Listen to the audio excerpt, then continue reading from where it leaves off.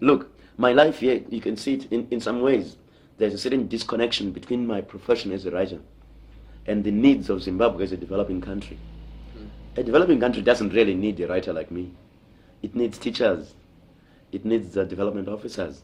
It needs people who will help to build a better future for our employers, and the working class, the peasants, and so on and so on. The actual concrete reality of our situation. Now, I had come back totally armed with a profession which is irrelevant to development. You think? And yeah, well, that's the view people here have. That especially with the style of my writing, that's one of the problems I have and I was having when I came back.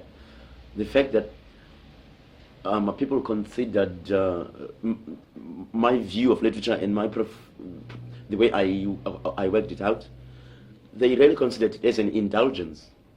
That well, if you are going to continue to write, you must write socialism, socialist realism, write about things which will build our people. Don't continue writing things like Black Sunlight or Mind Blast, which you are merely criticizing us. You are not helping. You're not helping our image, and we need, in terms of propaganda, we need your talents to write for us. And then also, there's no tradition here of writing as a profession. Mm-hmm. And so people thought of me as unemployed and merely as a vagabond who was refusing to do any constructive work. But what's your answer on that, about that criticism? I understand the view because after all I was born here.